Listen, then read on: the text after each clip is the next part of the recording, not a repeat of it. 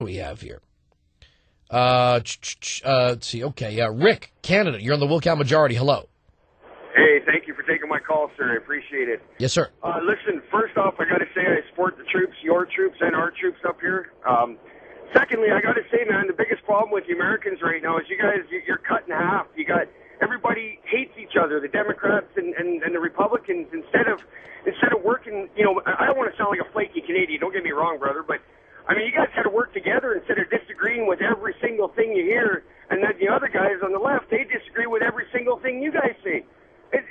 You guys are running around in circles chasing your tails, and nobody's getting anything done, and that's why you guys are in such problems right now. Well, no, one of the things is that when they say, well, you know, you conservatives are holding up the jobs bill, or you conservatives are against high-speed rail, is because there's more than money at stake. There's more than capital. For example, when you hear people look at China and they say, well, on some level, we respect the Chinese government. When they want high-speed rail, they just build it. Right. And their people have no liberty.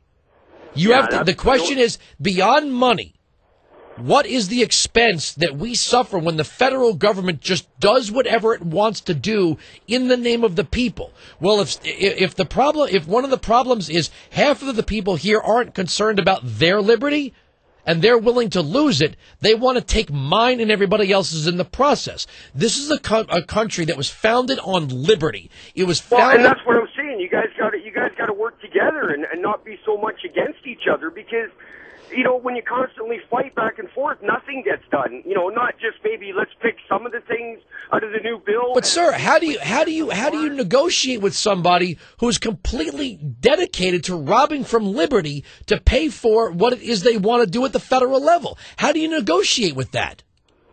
When you're dealing with people who are collectivists, wait, hold on. When you're dealing with people who are collectivists, collectivists tend to believe that liberty for the others, for the people, is an overrated experience. That political successes, legislative successes, and project successes are more important than the freedom of the individual. You can't negotiate with that.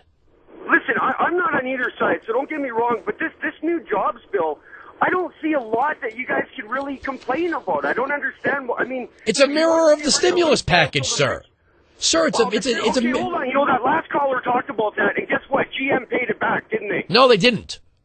They didn't. I thought they did. No, they didn't. They paid back $6 billion of the $50 billion. The rest of that money is coming from a TARP escrow account. General Motors has not sold the requisite number of cars in a free market to profit above the production and distribution of those vehicles and turn to profit, which they've turned back into government. That is an absolute fallacy, sir. Huh.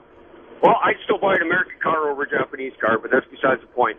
But listen, I appreciate the chat. I got to say I disagree and I agree. You know, I listen to all three of you stations, left, right, and the middle. There is no middle. POTUS is left part 2. Is in the middle the Fox channel? Oh, okay. Well, listen, I love your show, man. I love the Americans. God bless all of you, man. Take care. Thank you very much for the call. I understand what he's seeing. From an outsider's perspective, he's seeing gridlock and saying, why can't everybody, you know, I'm sorry, I'm not going to be an adult in a negotiation with somebody who is telling me that I have to sacrifice ever more of my property and my liberty for the goals of a federal government that has been consistently overstepping its bounds. I'm sorry. I'll be a child when it comes to that. I'll cross my arms, I'll take my ball, and I'll go home. My ball being the Constitution, by the way.